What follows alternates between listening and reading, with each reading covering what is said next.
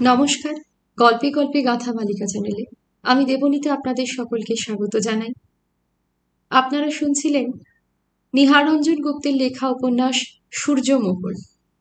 আজ শোনাতে চলেছি উপন্যাসটির ষষ্ঠ তথা অন্তিম পর্ব। আজকের পাঠ শুরু করার আগে দু একটি কথা বলে নিতে চাইছি। আপনাদের মধ্যে যারা প্রথম থেকে আমার সাথে আছেন, আমার চ্যানেলটির সাথে রয়েছেন, শুনছেন, তাদেরকেও বলছি, এবং যারা নতুন এসেছেন চ্যানেলে, যদিও আমি প্রায় 1 বছরের মতো গল্প উপন্যাস পাঠ করিনি, আপনারা জানেন যে আপনাদের মধ্যে অনেকেই রেকমেন্ড করছেন বিভিন্ন গল্প উপন্যাসের কথা, এবং আমারও নিজের অনেক পছন্দের উপন্যাস গল্প আমি চ্যানেলে পাঠ করতে পারছি না। তার বেশ কিছু কারণ রয়েছে, তার মধ্যে আমি জাস্ট একটা দুটো উল্লেখ করছি। বিভিন্ন সময় প্রকাশনী সংস্থা থেকে আপত্তি আসে এবং সাহিত্যিকদের পরিবার থেকেও আসে। সেসব সময় আমি আমার কথা বলছি, সেই গল্প উপন্যাসগুলো রাখতে পারছি না বা দিতে পারছি না। খুবই প্রবলেমের মধ্যে পড়ে যতটুকু পারছি সেভাবেই দেওয়ার চেষ্টা করছি। বিভিন্ন কারণ রয়েছে, তার মধ্যে এটি খুব বড় একটা কারণ। এছাড়াও ইউটিউবের কিছু কিছু পলিসির জন্য চ্যানেলটিকে মাঝখানে বন্ধ করে দেওয়া হয়েছিল, চ্যানেলটাকে নিয়ে এগোতে পারেনি সেই সময়।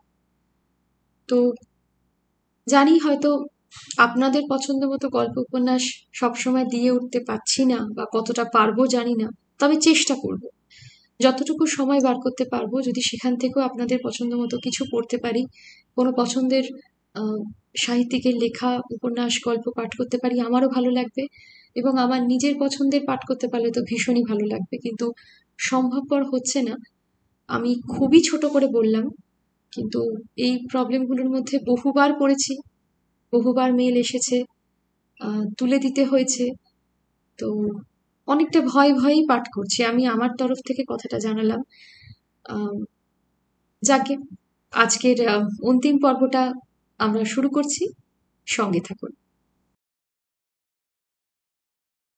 আসলে কিন্তু গণেশ বাড়িতেই ছিল ওই সময়। কিছুক্ষণ আগে সে বাড়িতে ফিরে এসেছিল। সে গিয়েছিল লাল সিং এর কাছে। লাল সিং বাড়িতে ছিল না। একটু পরে সে ফিরে এলো। বাড়ির সামনে বিকেলের আবছা আলোয় পায়চারি করছিল গণেশ লাল সিং এর অপেক্ষায়। লাল সিংকে বাড়ির সামনে এগুতে দেখে পিছনে এসে দাঁড়ালো। ডাকলো, সিংজি। কন? ফিরে তাকালো লাল সিং। গণেশ। আরে ক্যা বাত গণেশ, আও ভেতর মে আও। ভিতরে প্রবেশ করে সোজা দুজনে সিঁড়ি দিয়ে উপরে উঠে এলো। ঘরের আলোটা জ্বালালো লাল সিং। তারপর গণেশের দিকে ফিরে তাকিয়ে কানা লাল সিং জিজ্ঞাসা করে, बताओ कुछ खबर मिला? हाँ मिला। मिला? হ্যাঁ। किधर है वो? আছে। কোথায়? লাল সিং ব্যস্ত হয়ে ওঠে। চলো এখনই যাব। ব্যস্ত হয়েও না সিংজি, তাড়াহুড়ো করবার ব্যাপার নয়। তাছাড়া আমাদের মধ্যে পাকাপাকি কথাবার্তাও হয়নি এখনো। পাকা কথাবার্তা? লাল সিং গণেশের মুখের দিকে তাকালো। একজন কানা, একজন টেরা। লাল সিং বুঝতে পারে না গণেশ কোন দিকে ঠিক তাকিয়ে আছে। দুজনেই পুরোপুরি শয়তানি, শয়তানি শয়তানি কোলাকুলি। টেরা চোখ দুটো নাচাতে নাচাতে গণেশ বললে, হ্যাঁ সিংজি, পাকা কথাবার্তা। মানে খবরটা পেলে কত দেবে? আরে দেব দেব, হাত ভরে দেব। সে তো বুঝতেই পারছি, কিন্তু তবু সেটা কত যদি বলো। হুম, তা বেশ, তো তুমি বলো কত চাও। এক চোখে পিটপিট করে তাকালো লাল সিং গণেশের দিকে। না সিংজি, তুমিই বলো। সেদিন তোমাকে কিছু দিয়েছি, আরো শখানেক দেব। লাল সিং এর মুখের কথাটা শেষ হলো না, টেরা গণেশ হি হি করে হেসে উঠল। হাসির কি হলো গণেশ? হাসবো না? মজার কথা বললে তুমি। মজাক কা বাত ক্যা হুয়া? মজার কথা নয়, কাজটা একবার ভেবে দেখো। তা তুমি বলো কত চাও গণেশ বাবু। 2,000 টাকা। क्या क्या कहा तुमने? 2,000? হ্যাঁ, পুরোপুরি 2,000ই দিতে হবে। क्या तुम्हारा दिमाग कोई खराब तो नहीं हो गया? 2,000? তাহলে আর কি হবে, আমি তবে উঠি সিংজি। গণেশ সত্যি সত্যি উঠে দাঁড়ায়। তার টেরা চোখের মণি দুটো বার কয়েক এদিক ওদিক করে। বুঝলে সিংজি, ও মাল কেনবার জন্য আরো খরিদ্দার আছে, 2000 কেন, তারও বেশিতেই হয়তো মাল বিক্রি হয়ে যাবে। সত্যি সত্যি কথাগুলো বলতে বলতে টেরা গণেশ দরজার দিকে এগিয়ে যায়। আরে শোনো শোনো গণেশ বাবু, তুমি যে সত্যি টকবগিয়ে চললে। গণেশ ফিরে দাঁড়ালো। তা কি করবো বলো? আরে বসো বসো, 100-5 পাবে। দরদস্তুর আমি করি না সিংজি, যা বললাম ওতে পারো তো বলো। বেশ, 1000ই পাবে পুরোপুরি। না। গণেশ আবার পা বাড়ায়। শেষ পর্যন্ত 1500 টাকায় রফা হয় একটা। এখন বলো কোথায় মাল? বলার দরকার নেই, সঙ্গে করে তোমায় আমি নিয়ে যাব। বেশ, চলো তাহলে এখনই। এখন নয়, তবে কখন? লাল সিং গণেশের মুখের দিকে তাকায়। রাত 12টায় আসবো, তুমি রেডি হয়ে থেকো। রাত 12টায়? হ্যাঁ, কারণ ব্যাপারটা খুব সোজা নয়, ঝামেলা আছে বেশ। তাহলে সেই কথাই পাকা। এখন টাকাটা বের করো সিংজি। টাকা? আরে বাবা, টাকা তো তোমার পালাচ্ছে না, কাজ হাসিল হবে আর হাতে হাতে টাকাও পেয়ে যাবে। হুম, তা কি হয়? টাকার লেনদেন আগে। গণেশ বাবু কি আমাকে বিশ্বাস করতে পারছো না? দেখো সিংজি, এইসব ব্যাপারে আমি আমার এই ডান হাতকে বিশ্বাস করি না তো তুমি। এখন বের করো দেখি টাকাটা। সে হবে না, কাজ না মিটলে টাকা দেব না। তবে চললাম। চললে মানে? মানে আবার কি, চললাম। বললাম তো, আমার হাতে আরো খরিদ্দার আছে। তা তুমি যখন আমাকে বিশ্বাস করছো না, আমি বা তোমাকে বিশ্বাস করি কি করে? মাল যদি ঝুটা হয়। গণেশ শর্মা অমন খাঁচা কাজ করে না সিংজি। বেশ শোনো, অর্ধেক এখন তোমাকে দেব, বাকি অর্ধেক আমার সঙ্গেই থাকবে। কাজ হাসিল হওয়ার পর ওইখানেই মিটিয়ে দেব। গণেশ যেন মুহূর্তকাল কি ভাবলো অতঃপর। তারপর ধীরে ধীরে বললে, বেশ, তাই দাও। লাল সিং পাশের ঘরে গিয়ে টাকা নিয়ে এলো। টাকাগুলো গণেশের হাতে দিতে দিতে বলে, গুনে নাও। গণেশ টাকা গুনে নিল। তারপর বলল, তুমি রেডি থেকো, আমি ঠিক রাত 12টায় আসবো। গণেশ টাকাগুলো পকেটে গুঁজে দরজার দিকে এগিয়ে যেতে যেতে আবার ঘুরে দাঁড়ায়। কিন্তু একটা কথা আছে সিংজি। কি? কড়া পাহারায় আছে সে মাল। আমার কাজ হলো মাল কোথায় আছে কেবল দেখিয়ে দেওয়া। কিন্তু একা তো তুমি সুবিধা করতে পারবে না। কেন? প্রথম কথা, বাড়ির সদরে সর্বক্ষণ হয় ভিতরে বন্ধ, না হয় বাইরে তালা ঝুলছে, এবং ওই পথ ছাড়া বাড়িতে ঢুকবার আর দ্বিতীয় কোনো রাস্তা নেই। তার উপরে আছে কি? বাঘের মতো এক নেপালি দারোয়ান সর্বক্ষণ ওত পেতে রয়েছে। কেন? তুমি তো সঙ্গেই থাকবে। না, ওটি হবে না। আমার যতটুকু কাজ তার বেশি কিছু আমার দ্বারা হবে না। তাছাড়া ওসব ঝামেলা গন্ডগোলের মধ্যে আমি নেই। ওই বাঘের মতো নেপালিটার হাতে প্রাণ দেব নাকি? লাল সিং মুহূর্তকাল যেন কি চিন্তা করে। তারপর বলে, ঠিক আছে, তুমি এসো, যা ব্যবস্থা করবার করব। জায়গাটা কিন্তু কাছে নয় সিংজি, বেশ দূর। আরে আমার গাড়ি থাকবে। তবে ঠিক আছে, তাহলে ওই পাকা কথা, ঠিক রাত 12টায়। গণেশ বের হয়ে আসে মনের আনন্দে, খুশিতে ডগমগ হয়ে। পিছনে আর ফিরেও তাকায় না। তাকালে হয়তো দেখতে পেত লাল সিং এর একটিমাত্র চোখে একটা ক্ষুধিত জিঘাংসা জল জল করছে। গণেশ সোজা রাস্তায় পড়ে হনহন করে হাঁটতে থাকে। 1500 টাকা। জীবনে অত টাকা একসঙ্গে গণেশ কখনো দেখেইনি। হাতের মুঠোয় পাওয়া তো দূরের কথা, আর ওই হারামজাদা শয়তান সামন্তের কারখানায় জীবনে সে পা ফেলছে না। আর ফেলবেই বা কোন সাহসে? 100-5 টাকা খরচ করে একটা ছোটখাটো দোকান দেবে। বস্তির সামনেই যে রাস্তাটা, সেখানে একটা ছোট দোকান ঘর খালি আছে। 100-3 টাকা সেলামি। আচ্ছা, একটা ছোটখাটো চায়ের দোকান দিলে কেমন হয়? ওই বস্তির রজনী দাসের ওই রাস্তার মোড়েই একটা চায়ের দোকান আছে। প্রচুর কামায় রজনী দাস ওই দোকান থেকে। পথে একটা দেশি মদের দোকান পড়ে। সেখান থেকে খানিকটা তরল অগ্নি পদার্থ গলায় ঢেলে মেজাজের উপর আরও এক পোঁচ রং চড়িয়ে পথে বের হয়ে একটা রিকশাই ভাড়া করে উঠে বসল। গুনগুন করে গান ধরে গণেশ। বাটুল যখন সন্ধ্যার ঝাপসা অন্ধকারে গণেশের বস্তি ঘরের দরজার সামনে এসে দাঁড়ালো, তারই মিনিট 15 আগে গণেশ ফিরে এসেছে বাড়িতে। মেয়ে বিন্তিকে ডেকে একটা টাকা তার হাতে দিয়ে বলে, যা রজনী দাসের চায়ের দোকান থেকে 2টো ডিম নিয়ে আয় দেখি, ভালো করে ঝাল দিয়ে ডিমের ডালনা তৈরি কর। বিন্তি টাকাটা হাতে নিয়ে তখনই ছুটে চলে যায় রজনী দাসের চায়ের দোকানে। 2টো ডিম নিয়ে এসে সবে রান্নাঘরে ঢুকেছে, বাটুলের গলা শোনা গেল, গণেশ, গণেশ বাবু আছো? ডাকটা কেবল বিন্তি নয়, গণেশের কানেও গিয়েছিল। এই সময় আবার কে এলো? গণেশ তাড়াতাড়ি উঠে ছোট জানালাটার পর্দাটা একটু ফাঁক করে বাইরে অন্ধকার সরু গলিপথের দিকে তাকালো। কে একটা লোক দাঁড়িয়ে আছে। বিন্তিও ডাক শুনে দরজাটা খুলতে আসছিল, গণেশ তাড়াতাড়ি বের হয়ে মেয়েকে আটকালো। এই, বলে দে যে আমি বাড়িতে নেই। বিন্তি কি বুঝলো কে জানে, ঘাড় হেলিয়ে সম্মতি জানিয়ে এগিয়ে গিয়ে একটু পরে দরজাটা খুলে দিল।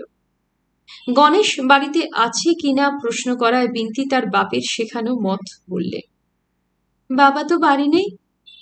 বাড়ি নেই? না। কখন ফিরবেন গণেশবাবু? কখন মানে? বিন্তি কেমন আমতা আমতা করতে থাকে, একটু যেন থমকে গিয়েছে। বেচারি একটা মিথ্যা কথা বলেছে শেখানো মতো, কিন্তু আবার কি মিথ্যা জবাব দেবে ঠিক যেন বুঝে উঠতে পারে না। কখন ফিরবেন তোমার বাবা? জানি না। কোথায় গিয়েছেন? কারখানায় তো যান না কদিন। কেন, কারখানায় তো বাবা। কথাটা বলতে গিয়ে আবার থমকে থেমে যায় বিন্তি। আর ঠিক ওই সময় বাটুলের মনে কেমন একটু সন্দেহ হওয়ায় মেয়েটা হয়তো সত্যি কথা বলছে না, এদিক ওদিক তাকাতে গিয়ে জানালার দিকে নজর পড়ে। সঙ্গে সঙ্গে বাটুল দেখতে পায় একটা মুখ সাত করে জানালার পর্দার উপাশে সরে গেল। মুখটা পুরুষের। বাটুলের মনে আর সন্দেহ থাকে না যে মেয়েটি সত্যি কথা বলছে না, কারো শেখানো বুলি আউড়ে যাচ্ছে। বিন্তি ওই সময় জিজ্ঞাসা করে, আপনার নাম কি, কোথা থেকে আসছেন? নাম বললে তো চিনতে পারবে না। আচ্ছা, আমি চলি। বাটুল সরে এলো দরজার গোড়া থেকে। বিন্তি দরজা বন্ধ করে দিল। বাটুল হাঁটতে আরম্ভ করে বড় রাস্তার দিকে। বেশ কিছুটা গিয়ে আবার ফিরে এলো অন্ধকার গলিতে। একই আলো নেই, অন্ধকার, তাই আবার ধোঁয়া, চাপ চাপ। চট করে কেউ তাকে দেখতে পাবে না। পা টিপে টিপে এসে গণেশের বাড়ির জানালাটার ওদিকে দাঁড়ালো কান পেতে। ভিতর থেকে কথা শোনা যায়, পুরুষের গলা। রাত 11টায় আমি বের হব বিন্তি। কেন বাবা? কাজ আছে, যা ডিমের ডালনাটা তৈরি করে ফেল। গণেশ টেরও পেল না রাত 11টার কিছু পরে যখন সে বাড়ি থেকে বের হয়ে বড় রাস্তার দিকে চলেছে, একটা ছায়ামূর্তি তাকে নিঃশব্দে অনুসরণ করে চলেছে। লাল সিং অপেক্ষা করছিল, গণেশ আসবে সে জানত। যে টাকার টোপ সে ফেলেছে গণেশকে তা গিলতেই হবে। ওই অঙ্কের টাকার মুখ আগে সে জীবনে কখনো দেখেনি, পরেও দেখবে না কোনোদিন। সেই টাকার লোভেই সে আসবে, এবং ইতিমধ্যে সে সমস্ত ব্যবস্থাই করে রেখেছিল। কুঞ্জকে খবর দিয়েছিল তার ট্যাক্সিটা নিয়ে রাত 10:30 নাগাদ চলে আসবার জন্য, আর খবর দিয়েছিল রমাইকে। রমাই তার দীর্ঘদিনের সাথী, বাগবাজারে গঙ্গার ধারের একটা বস্তিতে থাকে। যেমন সন্ধ্যা প্রকৃতির তেমনই নিষ্ঠুর। দুনিয়ায় এমন কোনো কুকার্য ছিল না যা রমাই করতে পারে না। হাসতে হাসতে লোক দিয়ে রমাইকে সংবাদ পাঠিয়েছিল অতি অবশ্যই রাত 10টার পর তার সঙ্গে একবার দেখা করবার জন্য। রমাই লাল সিংয়ের কাছে নানাভাবে ঋণীও ছিল। সময় অসময়ে টাকা তো ধার পেতই, তাছাড়া অনেক কিছুর লাভের বকরাও পেত। রাত 10টা বাজতে তখনও কিছু বাকি। রমাই এসে হাজির হলো। ঘরের বাইরে পায়ের শব্দ পেয়ে লাল সিং প্রশ্ন করে, কন? সিংজি। রমাইয়ের গলার সাড়া এলো বাইরে থেকে। রমাই, ভিতর। রমাই এসে ঘরের মধ্যে ঢুকলো। মাঝারি লম্বা, সন্ডা গুন্ডা চেহারা, পরনে একটা পাতলুন ও গোল গলা গেঞ্জি, তার উপরে একটা রেশমি রুমাল জড়ানো। কি খবর সিংজি, এত জরুরি তলব? একটা কাজ আছে রমাই। মুলোর মতো এক ঝাঁক কালো কালো দাঁত বের করে কুৎসিত একটা চাপা হাসিতে মুখটা বিকৃত করে রমাই বলে, সে তো বুঝতে পারছি। এমনি এমনি কি আর সিংজি তলব এসেছে? তা কাজটা কি? কাজটা খুব একটা ভারী না, তবে জরুরি, এবং আজ রাতেই হাসিল করতে হবে। তা কাজটা কি এখনো তো বললে না সিংজি? একটা ছেলে আর একটা মেয়েকে চুরি করে আনতে হবে। চুরি? তা তাদের উমর কত? ও তো আর ছেলেটার বয়স 10-12, মেয়েটার 8-9। বলো কি সিংজি? তা ওই দুটোকে একসঙ্গে গায়েব করতে হবে নাকি? হ্যাঁ, আর আজ রাতেই। ঢাকুরিয়াতে একটা বাড়িতে আছে। সেখানে আর কে আছে? ওদের আপনার বলতে কেউ নেই, তবে একটা নেপালি দারোয়ান আছে। সে বেটার নজর এড়িয়ে কাজ হাসিল করতে হবে। তা তো বুঝলাম, কিন্তু আরে একা তো তুই নয়, আমি, তুই আর কুঞ্জ পারবো না তিনজনে ওই সামান্য একটা কাজ হাসিল করতে? পারবো না যে তা নয়, কিন্তু ঝামেলার ব্যাপার বোঝা যাচ্ছে। ঝামেলাটা আবার কিসের? আছে বই কি সিংজি। রমাই একটা বিড়ি ধরাতে ধরাতে বলে, কিন্তু ছেলেটার মেয়েটা কার, কি ব্যাপার? শেষ হবে তোর দরকারটা কি শুনি। যে কাজের জন্য ডেকেছি সে কাজ তুই করবি, যে টাকা কাজের জন্য চাস তুই পাবি। আহা, সে তো পাবোই জানি, তাহলেও কাজটা করবার আগে একটু জানা দরকার বই। কি ধরনের কাজ, কতটা ঝুঁকি আছে কাজটার মধ্যে। ওদের কথা শেষ হলো না। বুড়িটা এসে দরজার গোড়ায় দাঁড়িয়েছে। সিংজি। কে? আমি গো, আমি। বুড়ি জবাব দেয়। কি চাস? আমার খাবার ঢাকা দিয়ে রেখে দে। তা রাখবো কন, সেই বাবুটি এসেছেন। কে আবার বাবু এলো এ সময়, এত রাতে? যা বলে দে, এখন দেখা হবে না। সিংজি, আমি। ওই সময় ভারী পুরুষের গলায় বাইরে থেকে সাড়া এলো। আরে কে? নরেন্দ্র বাবু, আইয়ে আইয়ে। লাল সিং ব্যস্ত হয়ে দরজার দিকে এগিয়ে যায়। নরেন্দ্রনারায়ণ ঘরে এসে ঢুকল। নরেন্দ্রনারায়ণ ঘরে ঢুকে রমাইয়ের দিকে বক্র দৃষ্টিতে তাকালো একবার। আরে বসেন বসেন। লাল সিং ব্যস্ত হয়ে একটা চেয়ার এগিয়ে দেয়। তোমার সঙ্গে আমার কিছু কথা ছিল সিংজি। হ্যাঁ বলুন না, কি কথা? রোমাই, তুম যারা বাহার যাও তো ভাই। রমাই ঘর থেকে বের হয়ে গেল। দরজাটা বন্ধ করে দাও। লাল সিং এগিয়ে গিয়ে দরজাটা ঘরে ভেতর থেকে ভেজিয়ে দেয়। বলেন এবার, কি হলো? ছেলে মেয়ে দুটোর সন্ধান করতে পারলে? আরে নরেন্দ্র বাবু, সেজন্য আপনি এত ভাবছেন কেন বলুন তো? আপনাকে তো বলেছি, আপনার যেমন অর্ডার আছে ওদের পেলে একদম খতম করে দেব। তা মানিক আর চারুবালা তারা কি? না না, তারা ঠিক আছে। তবে ইতনা সোচনে কি ক্যা है? কাজ তো হাসিল হয়ে গিয়েছে আপনার। তা হয়েছে বটে, তাহলেও আসলি মালের তো একটা সন্ধান চাই। খোঁজ তো কম করলাম না, আপনি তো সব জানেন নরেন্দ্র বাবু। বলতে গেলে সারা তামাম দুনিয়ায় খুঁজেছি। আমার কি মনে হয় জানেন নরেন্দ্র বাবু? কি? ওই ছেলে মেয়ে দুটো আর জিন্দা নেই, খুব সম্ভব খতম হয়ে গিয়েছে। তাহলেও সে ব্যাপারে সঠিকভাবে নিশ্চিত হতে চাই আমি সিংজি। সেই বাত তো ঠিকই আছে, কিন্তু আমি তো তোমাকে বলেছি সিংজি, যেমন করে হোক ওদের সন্ধান আমার চাই। আমার লোকেরা, আ- আপনি নিশ্চিন্তে থাকুন নরেন্দ্রবাবু, এখনো ছেলে মেয়ে দুটোর সন্ধান করছে। সন্ধান পাওয়ার সঙ্গে সঙ্গেই আপনাকে জানাবো। সিংজি, আমি তোমাকে বলেছিলাম 30,000 টাকা দেব, কিন্তু সত্যি যদি তুমি ছেলে মেয়ে দুটোর সন্ধান দিতে পারো তো, হ্যাঁ, তুমি যা চেয়েছিলে তাই পাবে। 35,000 টাকাই দেব। ধূর্ত লাল সিং বুঝতে পারে নরেন্দ্রবাবুর মতো লোক স্বেচ্ছায় এসে পারিশ্রমিকের ওই কোটা বাড়িয়ে দিচ্ছে যখন, তখন প্রয়োজন মতো চাপ দিলে আরো বেশি পাওয়া যাবে। বলে, ঠিক আছে বাবুজি, খবর পেলেই আপনাকে জানাবো। আপনি নিশ্চিন্তে ক্যাট হয়ে বসে থাকুন, কিছু ভাববেন না। তবে পারেন তো আজ কিছু টাকা দিয়ে যান। বুঝতেই তো পারছেন কাজটা কত শক্ত। নরেন্দ্রনারায়ণ আর দ্বিরুক্তি করে না। পকেট থেকে 2,000 টাকার নোট বের করে লাল সিং এর হাতে গুঁজে দেয়। বলে, 2,000 এতে আছে। ঠিক আছে, আপনি এখন আসুন, আমরা একটু ব্যস্ত আছি। তাহলে ওই কথাই রইল। হ্যাঁ হ্যাঁ, আসুন আসুন আপনি। নরেন্দ্রনারায়ণ বের হয়ে এলো। চারুবালা আর মানিককে নিয়ে আপাতত ব্যাপারটা সামলালেও নরেন্দ্রনারায়ণ একটু চিন্তিত হয়ে উঠেছিল। কারণ চারুবালা যেন ইদানিং মনে হচ্ছে তার নির্দেশ মতো ঠিক সরজুর চরিত্রটি যথাযথভাবে অভিনয় করে যেতে ইচ্ছুক নয়। মুখে কিছু সে না বললেও তার হাবে ভাবে বোঝা যাচ্ছিল ব্যাপারটা। আর এই মানিক ছেলেটা, ওটা তো মনে হচ্ছে রীতিমতো তেঁদো। বাটুল নিঃশব্দে দূর থেকে টেরা গণেশকে অনুসরণ করে চলেছিল। রাত হলেও কলকাতা শহরে পথে মানুষজন ও গাড়ির অভাব নেই। বাটুল ঠিক বুঝতে পারেনি টেরা গণেশ ওই রাত্রে কোথায় চলেছে।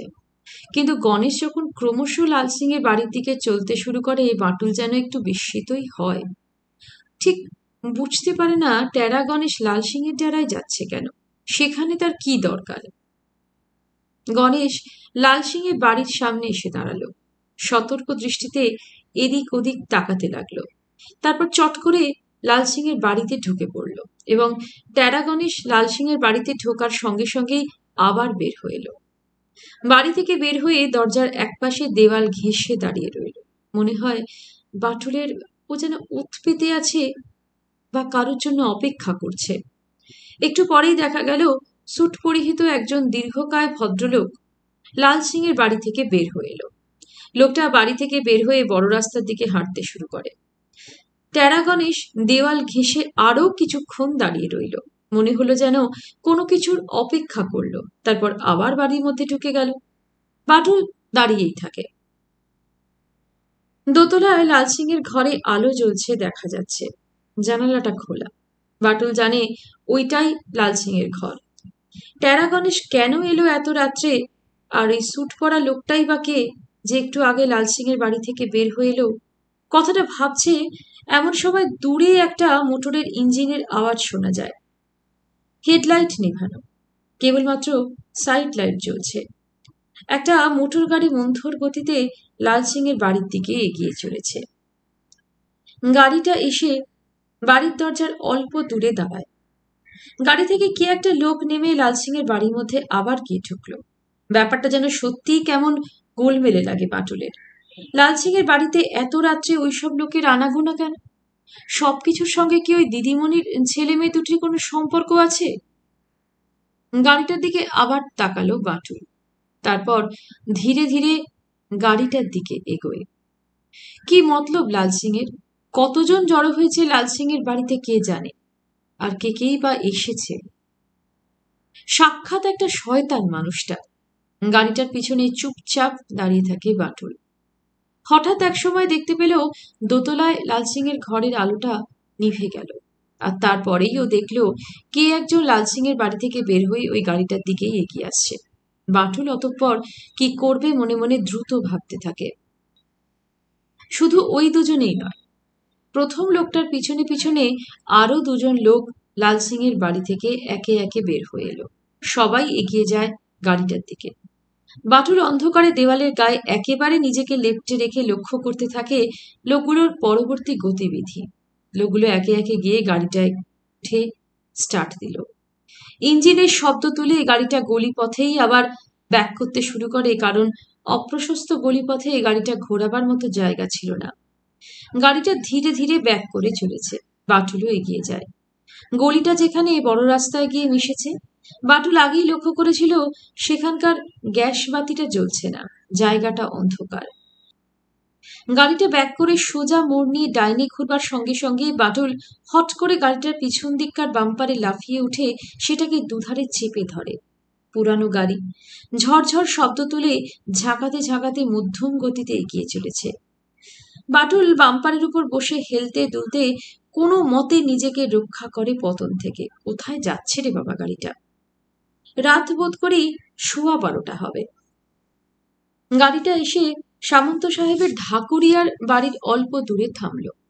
গাড়িটা থামতেই বাটুল নেমে পড়ে বাম্পারটার উপর থেকে। মাজার হাত দুটো তখন টনটন করছে। বাটুল গাড়ির বাম্পার থেকে নামলেও এগুলো না। গাড়ির পিছনে নিজেকে আড়াল করে দাঁড়িয়ে রইল। ইতিমধ্যে লোকগুলো গাড়ি থেকে নেমে সামন্ত সাহেবের বাড়ির দিকে এগিয়ে যায়। ওই জায়গাটা এসে গাড়িটা থামবার সঙ্গে সঙ্গে জায়গাটা চিনতে পেরেছিল বাটুল। সেই বাড়ি যেখানে সামন্ত সাহেব কৌশিক আর তার বোনকে ভুলিয়ে এনে বন্দি করে রেখেছে। বাটুলের ব্যাপারটা বুঝতে কষ্ট হয় না।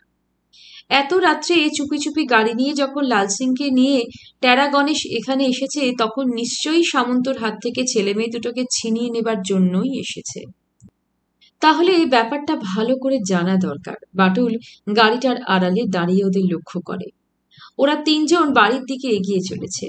গাড়িটা দাঁড় করিয়েছিল ওরা বাড়িটার খুব কাছেই, হাত 10-এর মধ্যে। শেষ পর্যন্ত ওরা বাড়ির পিছন দিকে এগিয়ে গেল। বাটুলও তখন ওদের অনুসরণ করে। বাড়ির পিছনের দিকে পাঁচিলের সামনে এসে রমাই গণেশের কাঁধের উপর দাঁড়িয়ে পাঁচিলের উপর উঠে গেল। তারপর একে একে ওদের দুজনকেও উপরে টেনে তুলল। তিনজনেই তারপর ভিতরে লাফিয়ে পড়ল। বাটুলের আর কোনো সন্দেহই থাকে না, বুঝতে পারে ওরা ছেলে মেয়ে দুটোকেই নিতে এসেছে। মুহূর্তকাল বাটুল ভাবে, তারপরেই গাড়িটার সামনে এসে দাঁড়ায়। প্রথমেই বাটুল গাড়ির পিছনের চাকা দুটোর হাওয়া বের করে দেয়। যাক, গাড়িটা অকেজো করে দিয়েছে সে। গাড়ি করে আর ওরা পালাতে পারবে না। এবারে কি একা বাটুল ওদের তিনজনকে বাধা দিতে পারবে? না, পারবে না। বাড়ির মধ্যে সামন্তর নেপালি দারোয়ানটারও ক্ষমতা নেই একা সে তিনজনের মহড়া নেবে। বাটুল আর দাঁড়ায় না। আগেই দেখেছিল পুলিশের ফাঁড়িটা কোথায়।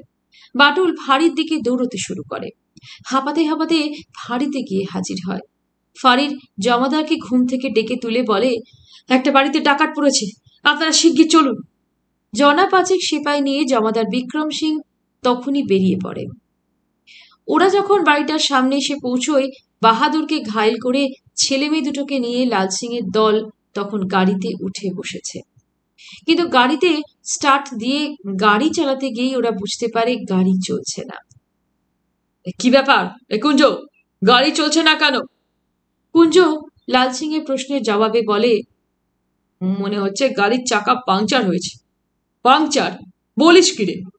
কিন্তু ততক্ষণে সিপাইদের নিয়ে জমাদার বিক্রম সিং গাড়িটাকে ঘিরে ফেলে। আধো আলো আধো অন্ধকারের মধ্যে দুই দলে একটা খণ্ডযুদ্ধ বেঁধে যায়। লাল সিং বেগতিক দেখে অন্ধকারে কোনো মতে পালায়, খানিকটা জখম হয়ে। রমাই আর কুঞ্জ ধরা পড়ে। কৌশিক আর মণিকে মুখ বেঁধে গাড়ির পেছনের সিটে ফেলে রেখেছিল। জমাদার বিক্রম সিং তাদের উদ্ধার করে সবাইকে নিয়ে সোজা থানায় গেল। থানায় এসে কুঞ্জ রমাই দুজনেই বললে ওরা কিছুই জানে না। লাল সিং তাদের বুঝিয়েছিল ওই ছেলে মেয়ে দুটো তার আত্মীয়ের ছেলে। তাদের সামন্ত জোর করে নিয়ে গিয়ে তার ঢাকুরিয়ার বাড়িতে আটকে রেখেছে। বলাই বাহুল্য বিক্রম সিং ওদের কথা বিশ্বাস করল না। আপাতত দুজনকেই হাজতে বন্দি করে রাখল। কৌশিক আর মণি দুজনেই যেন বোবা হয়ে গিয়েছিল। মণি তার দাদাকে দু হাতে জড়িয়ে ধরে অনবরত কাঁদছিল। বাটুল তখন ওদের সত্যিকারের ইতিহাস জমাদার বিক্রম সিংকে জানালো। আবার এও বললে ওদের মা বেঁচে আছে। ইতিমধ্যে ভোর হয়ে গিয়েছিল। বিক্রম সিং বাটুল ও কৌশিকদের সঙ্গে নিয়ে সরজুর বাড়িতে গিয়ে হাজির হলো। সরজু এত কাল পরে হারানো, স্বেচ্ছায় ফেলে আসা সন্তান দুটিকে পেয়ে আনন্দে ও অশ্রুতে বুকের মধ্যে জাপটে ধরে। ওরে আমার সোনা! কৌশিক আর মণিও মাকে পেয়ে কাঁদতে থাকে। বাটুলের চোখেও জল। সরজু বলে, আপনার ঋণ কোনোদিনই আমি শোধ করতে পারবো না। না না, ও কথা বলবেন না। আপনি সেদিন মূর্তিমতী দয়ার মতো হঠাৎ এসে উপস্থিত না হলে আমার একমাত্র ছেলেকেও ফিরে পেতাম না। বাটুল মার বুকে তার সন্তানদের তুলে দিয়ে বাড়ি ফিরে এলো। কিন্তু তার কাজ এখনো শেষ হয়নি, কারণ সে জানতো লাল সিং চুপ করে থাকবে না। লাল সিং সাক্ষাৎ শয়তান। কথাটা যে মিথ্যে নয় সেটা প্রমাণ হতেও দেরি হয়নি। বিক্রম সিং লাল সিং এর বাড়িতে গিয়ে তার সন্ধান করতে পারেনি। লাল সিং বাড়িতে ফেরেনি। অবশ্য সে যে ফিরবে না সেটা অনুমান করতে যে পারেনি বিক্রম সিং তাও নয়। লাল সিং এর বাড়ির আশেপাশে সর্বক্ষণের জন্য পুলিশ পাহারা রেখে থানায় ফিরে গেল। আজ বা কাল না হলেও লাল সিং একদিন ফিরবেই।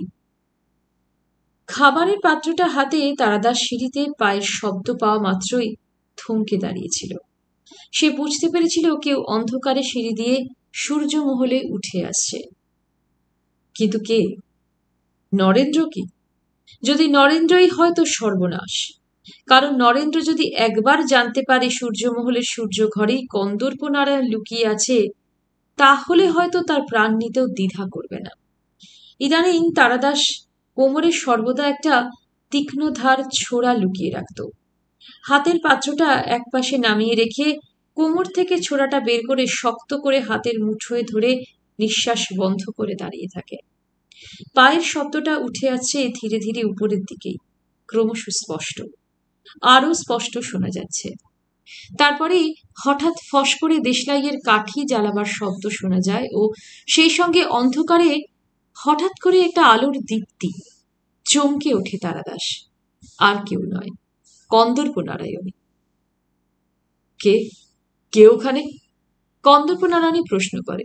আমি আমি তারাদাস। তারাদাস? হ্যাঁ, কিন্তু আবার নিচে গিয়েছিলে কেন?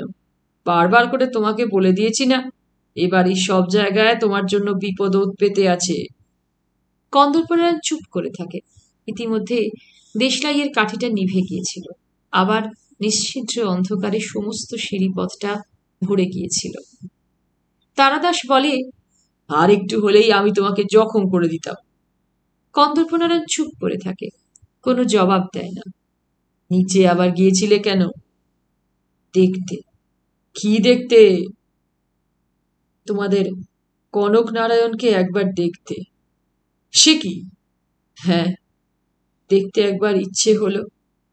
কিন্তু কর্তাকে দেখতে গিয়েছিলে কেন? তারাদাস প্রশ্নটা না করে পারে না।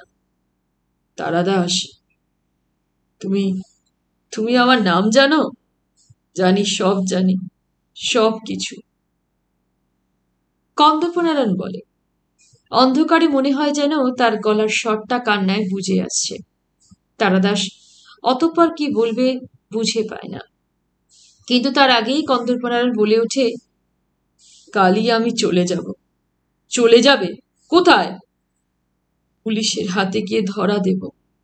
ধরা দেবে পুলিশের হাতে? হ্যাঁ, এমন করে চোরের মতো আর পালিয়ে পালিয়ে বেরিয়ে কি হবে? না না, ও কাজ তুমি করো না ছোট কর্তা। ছোট কর্তা? কে তোমাদের ছোট কর্তা? জানি জানি, তুমি আমাদের ছোট কর্তা।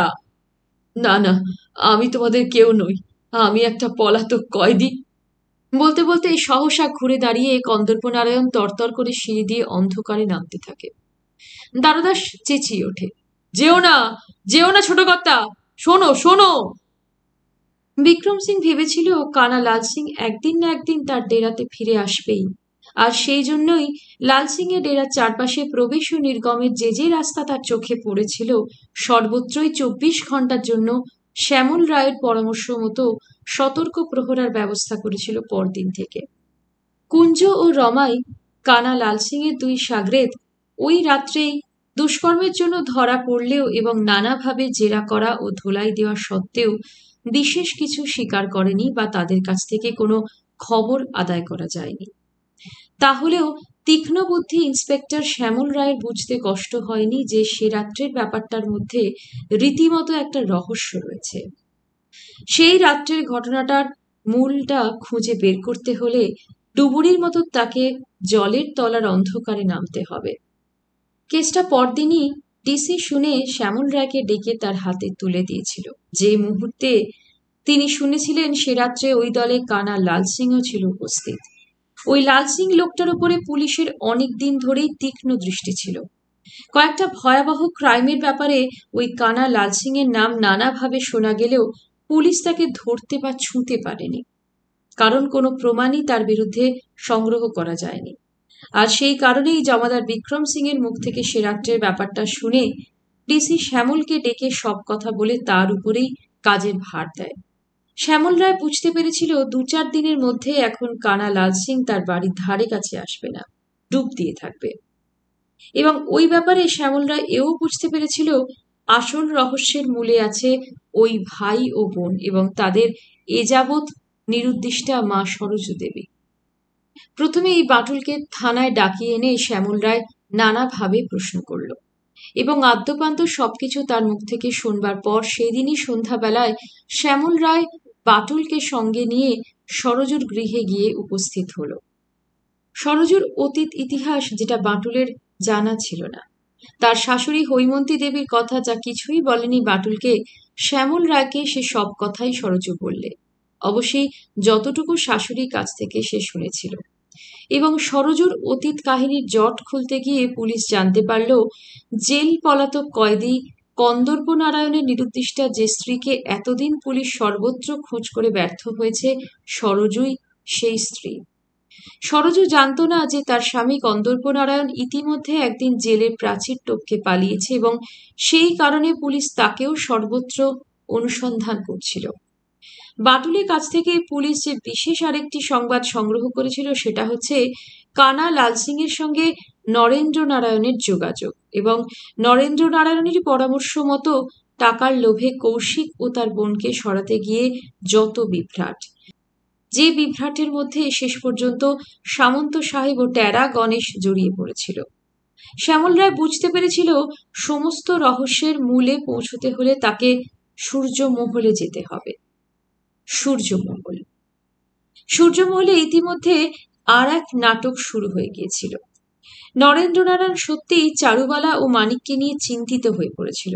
চারুবালা অত্যন্ত ধূর্ত মেয়ে মানুষ, আর মানিকও বাস্তবত্যাগী বস্তির একটা বখাটে ছেলে।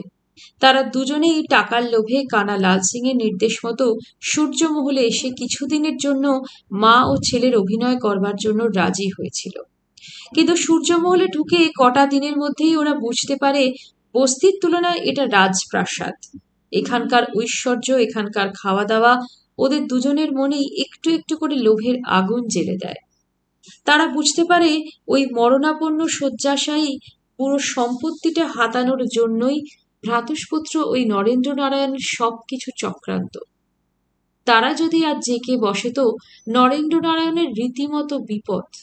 বুড়ো রীতিমতো অসুস্থ ঠিকই, কিন্তু তাই বলে যে আরো কয়েক মাস টিকে যেতে পারে না তাও নয়। তাছাড়া ওই তারাদাস, ও মনে হচ্ছে আদৌ ওদের বিশ্বাস করেনি। কাজেই সমস্ত ব্যাপারটাই অনিশ্চিত। চারুবালা একটু একটু করে চাপ দিতে শুরু করে নরেন্দ্র নারায়ণকে, প্রায়ই টাকা চায়। নরেন্দ্র নারায়ণ একদিন বিরক্ত হয়ে বলে, দেখো, তোমার সঙ্গে যেরকম চুক্তি হয়েছে সেইভাবেই মাসে মাসে তোমাকে আমি টাকা দিয়ে আসছি এবং দেব, কিন্তু চুক্তির বাইরে গেলে সেটা আমি মানতে বাধ্য নই। চারুবালা চিবিয়ে চিবিয়ে বলে, সে কি আর আমি জানি না নরেন্দ্র বাবু, কিন্তু সবকিছুই কি চুক্তি মতো চলে? তার মানে? তুমি ভেবে দেখো না, বুড়োকে সামলালেও তারাদাসকে সামলানো তো চারটিখানি কথা নয়। কথা ছিল আমার বুড়োকে সামলানো, কিন্তু এই শকুন তারাদাসটাকেও তো আমায় সামলাতে হচ্ছে। নরেন্দ্র নারায়ণ যে ব্যাপারটার ইঙ্গিতটা বুঝতে পারে না তা নয়, নিঃশব্দে সে সরে যায়। চারুবালা হাসে, চাপা হাসে, শেয়ানে শেয়ানে কোলাকুলি। নরেন্দ্র নারায়ণ মনে মনে বলে, আচ্ছা, বুড়ো আগে পটল তুলুক, তারপর দেখবো কত ধানে কত চাল। চারুবালার মতো একজনকে নরেন্দ্র নারায়ণের শায়েস্তা করতে খুব বেশি বেগ পেতে হবে না। নরেন্দ্র নারায়ণ আবার পরদিনই কলকাতায় গেল। লাল সিং এর সঙ্গে দেখা করে টাকার অঙ্কটা বাড়িয়ে দিয়ে টোপটা আরো ভালো করে ফেলে সূর্যমহলে ফিরে এলো।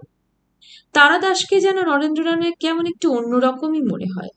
তারাদাস যেন হঠাৎ কেমন চুপচাপ হয়ে গিয়েছে। চারুবালা ও মানকের সত্যিকারের পরিচয়টা সে পেয়ে যায়নি তো, কিংবা ওরা তারাদাসের সঙ্গে হাতে হাত মেলায়নি তো? কলকাতা থেকে ফিরে আসার দিন দুই পরে রাত্রি তখন 12টা বেজে গিয়েছে। হঠাৎ একটা শব্দে নরেন্দ্র নারায়ণের ঘুমটা ভেঙে গেল। খুব পাতলা ও সতর্ক ঘুম তার বরাবরই। ঘরটা অন্ধকার, একমাত্র বাগানের দিককার পশ্চিমে জানালা দুটো ছাড়া ঘরের আর সব জানালা দরজাই বন্ধ। বাইরে কৃষ্ণা চতুর্দশীর ম্লান আলো যেন ঝিমঝিম করছে মধ্যরাত্রির স্তব্ধতায়। আগেকার দিনের জানালা, গরাদবিহীন। একটা কালো ছায়ামূর্তি ঘরের মধ্যে জানালা পথে লাফিয়ে পড়তেই চমকে ধরফর করে শয্যার উপর উঠে বসে নরেন্দ্র নারায়ণ। ছায়ামূর্তি এগিয়ে আসে কয়েক পা। এ কি লাল সিং, তুমি এখানে? তুমি তুমি এখানে এলে কেন?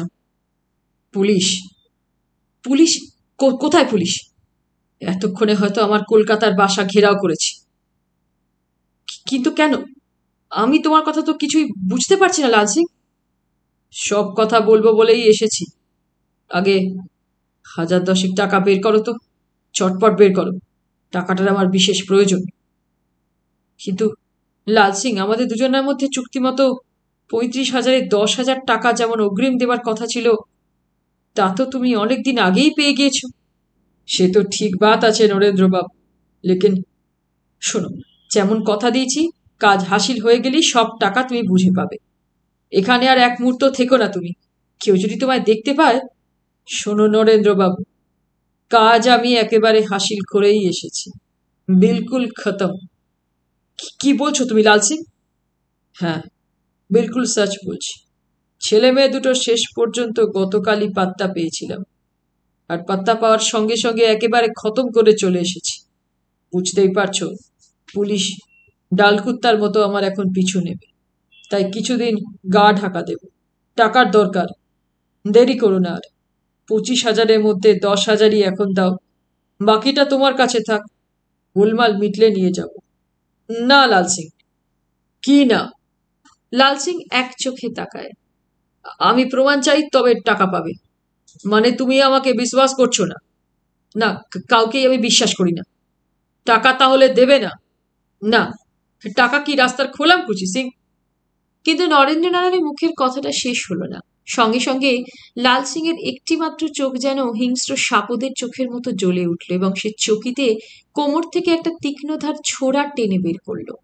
সভয়ে নরেন্দ্রনারায়ণ দুপা পিছিয়ে যায় এবং লাল সিং বলে, টাকা বের করো নরেন্দ্রবাবু, নইলে দেখতে পাচ্ছ হাতে আমার কি।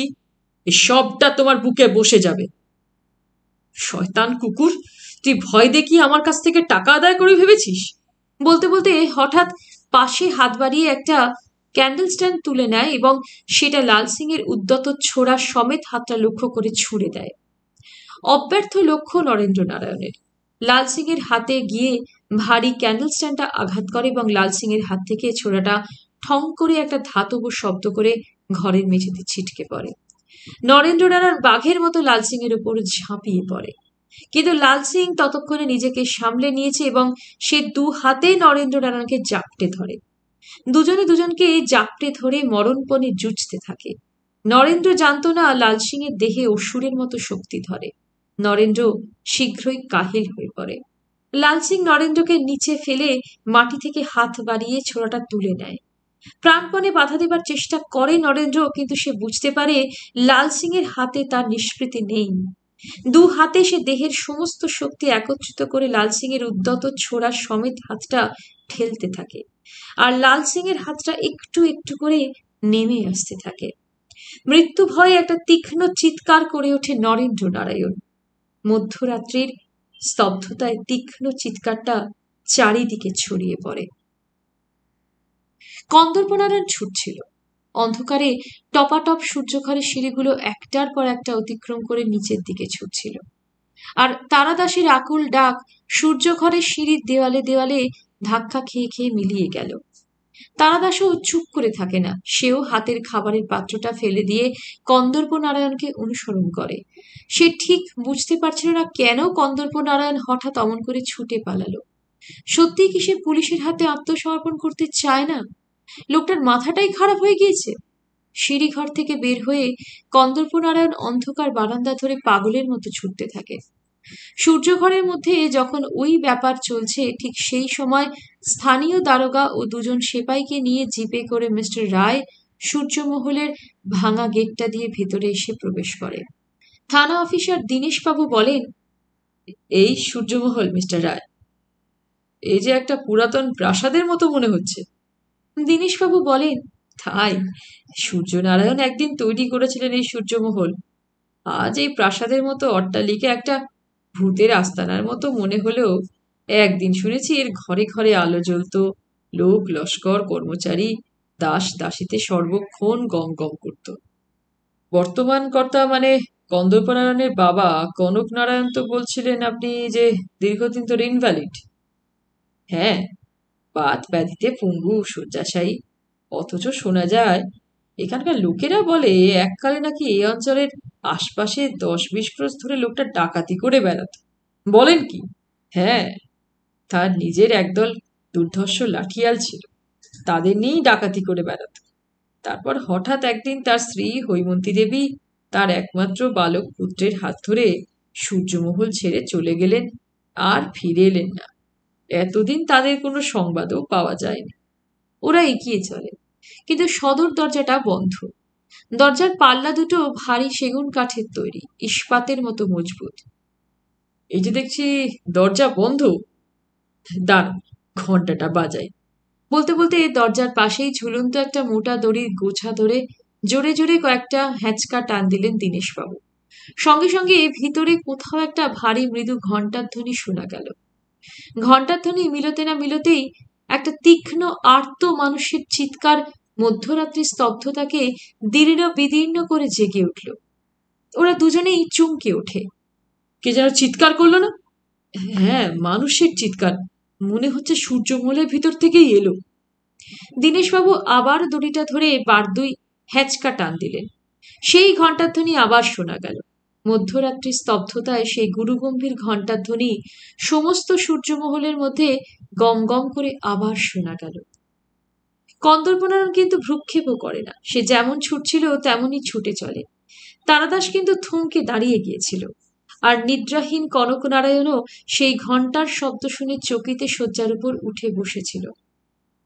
ঘণ্টার ধ্বনি থেমে যাওয়ার সঙ্গে সঙ্গে একটা দ্রুত ভারী পায়ের শব্দের সঙ্গে শোনা যায় মনুষ্যকণ্ঠের একটা আর্ত চিৎকার। দীর্ঘদিনের সঙ্গী রাইফেলটা কোথায়? শিয়রের ধারে হাত বাড়িয়ে পাগলের মতো খুঁজতে থাকে কনকনারায়ণ, কিন্তু রাইফেলটা খুঁজে পায় না। তারাদাস! চিৎকার করে ডেকে ওঠে কনকনারায়ণ। তারাদাস! হুড়মুড় করে কে যেন এসে ঘরের মধ্যে ঢোকে। ঘরের আলোটা একটু কমিয়ে রাখা ছিল। ঘরের মধ্যে আবছা একটা আলো অন্ধকার। কে? কে? আমি। কে কে তুমি? আপনি আমাকে চিনবেন না, আমি একজন জেল পলাতক কয়েদি। জেল পলাতক কয়েদি? তারাদাস ওই সময় ঘরের মধ্যে এসে ঢোকে। ছোট কর্তা! কিন্তু তারাদাসের কথা শেষ হয় না। আবার ঘণ্টার ধ্বনি শোনা যায়। কে কে ও তারাদাস? এই লোকটা কে? নরেন্দ্রনারায়ণের আকস্মিক অত্যাসন্ন মৃত্যু ভয়ে ভীত তীক্ষ্ণ চিৎকারটা মুহূর্তের জন্য বুঝি লাল সিংকে অন্যমনস্ক করে দিয়েছিল, কিন্তু সেটা তাকে নিষ্ক্রিয় করতে পারে না। পর মুহূর্তে এসে নরেন্দ্রনারায়ণের শিথিল মুষ্টির সুযোগ নিয়ে তার হাতের তীক্ষ্ণ ধার ছোড়াটা সমূলে তার বুকের মধ্যে বসিয়ে দেয়। সঙ্গে সঙ্গে নরেন্দ্রর কণ্ঠ হতে আর একটা যে শেষ চিৎকারটা বের হয়ে এসেছিল, সেটা সে তার বাঁ হাত দিয়ে নরেন্দ্রনারায়ণের মুখটা চেপে ধরে থামিয়ে দেয়। তারপর কিছুক্ষণ ধরে একটা চাপা অস্পষ্ট গো গো শব্দ, ও সেই সঙ্গে শেষবারের মতো বুঝি নিজেকে লাল সিংয়ের হাত থেকে মুক্ত করবার চেষ্টায় ফুটোপাটি করে। তারপর একটু একটু করে নরেন্দ্রনারায়ণের দেহটা স্থির হয়ে যায়। সমস্ত প্রতিরোধ ক্ষমতা নিঃশেষ হয়ে যায়, ফুরিয়ে যায়।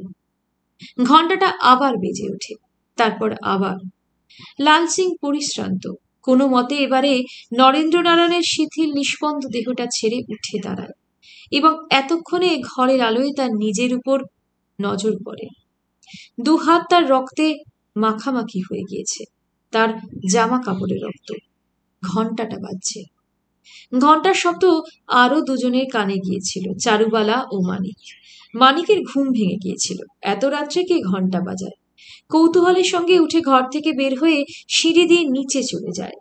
গিয়ে দরজাটা খুলে দিতেই হুড়মুড় করে প্রথমে শ্যামল রায় ও তার পশ্চাতে থানা অফিসার দীনেশবাবু ও দুজন সেপাই সূর্যমহলের মধ্যে ঢুকে পড়ে। ভয়ে দুপা পিছিয়ে যায় মানিক। শ্যামল রায়ের হাতের সুতীব্র টর্চের আলোর একটা ঝাপটার চোখে এসে পড়ে। এই কে তুই? মানিক পর মুহূর্তে অজ্ঞাত একটা বিপদের আশঙ্কা করে ঘুরে দাঁড়িয়ে ছুটি পালাবার চেষ্টা করে, কিন্তু পারে না। এক লাফে গিয়ে শ্যামল রায় মানিককে ধরে ফেলে দুহাতে।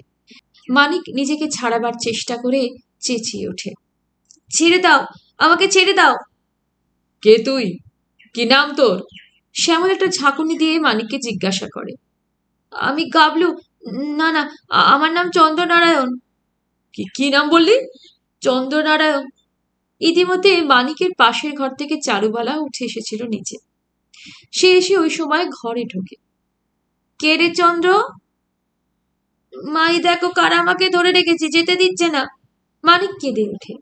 ঘরের মধ্যে অতগুলো লোক ও সঙ্গে দুজন সেপাই দেখে চারুবালার বুকের ভিতরটাও কেঁপে উঠেছিল। কিন্তু সাহস হারালে চলবে না। সে তাড়াতাড়ি এগিয়ে আসে, তীক্ষ্ণ কণ্ঠে বলে, ছেড়ে দিন ওকে। আপনি কে? শ্যামলরা এবারে প্রশ্ন করে। আমি এ বাড়ির বউ। বউ? হ্যাঁ। মিথ্যা কথা বলছেন আপনি। এ বাড়ির বউ আপনি নন। কি বললেন? ঠিকই বলছি। নরেন্দ্রবাবু কোথায়? চলুন তার সঙ্গে আমরা দেখা করব। বেশ তো, চলুন না। তিনি উপরে আছেন, ওকে ছেড়ে দিন। ছেড়ে দেবার যখন দরকার হবে নিশ্চয়ই ছেড়ে দেব। এবার চলুন, কোথায় নরেন্দ্রবাবু? সকলে সিঁড়ির দিকে এগিয়ে যায়। ওরা সকলে চারুবালাকে ঘিরে নিয়ে চলে, যাতে করে সে পালাতে না পারে। হঠাৎ অন্ধকার সিঁড়ি। শ্যামল রায়ের হাতের টর্চের আলো সিঁড়িতে পড়তেই সিঁড়ির উপরে মনে হলো কি চকিতে সরে গেল। শ্যামল রায় এক মুহূর্ত আর দেরি করে না, টপাটপ সিঁড়িগুলো অতিক্রম করে উপরে উঠতে থাকে। লাল সিং পালাচ্ছিল, কিন্তু পারে না সে পালাতে। হঠাৎ তারাদাস তার উপরে বাঘের মতো লাফিয়ে পড়ে পিছন থেকে। কন্দর্পনারায়ণকে অনুসরণ করতে করতে তারাদাস ওই দিকেই ছুটে আসছিল। হঠাৎ নিচে গোলমাল ও অনেকের গলার স্বরের সঙ্গে চারুবালার গলার স্বর শুনে সিঁড়ির দিকে যেতেই পলায়নপর লাল সিংকে সে দেখতে পায়। ছুটে গিয়ে তাকে ধরার সঙ্গে সঙ্গে লাল সিং আপ্রাণ যুঝছিল তারাদাসের হাত থেকে নিজেকে ছাড়িয়ে নেবার জন্য, কিন্তু তার আগেই শ্যামল রায় সেখানে এসে পড়ায় লাল সিং আর পালাতে পারে না। সমস্ত জামা কাপড়েও হাতে রক্ত মাখামাখি অবস্থায় লাল সিং ধরা পড়ে। থানা অফিসার তার হাতের টর্চের আলো ফেলে লাল সিং এর ওপর। শ্যামল রায় চমকে ওঠে। এ কি? এই যে লাল সিং, সমস্ত জামা কাপড়ে রক্ত! সকলে এসে যখন কনকনারায়ণের ঘরে ঢুকল, কন্দর্পনারায়ণ তখনও পাথরের মতো দাঁড়িয়ে ঘরের মধ্যে। এই যে তারাদাস, হতচ্ছাড়া হনুমান, কোথায় থাকিস? এ লোকটা কে? বলছে একটা জেল পালানো কয়েদি। কনকনারায়ণ বলে ওঠে। তারাদাস মুহূর্তকাল চেয়ে থাকে কন্দর্পনারায়ণের মুখের দিকে, তারপর বলে, চিনতে পাচ্ছেন না কর্তা বাবু ওকে? ছোট কর্তা। ছোট কর্তা? হ্যাঁ, আপনার একমাত্র ছেলে। না না না!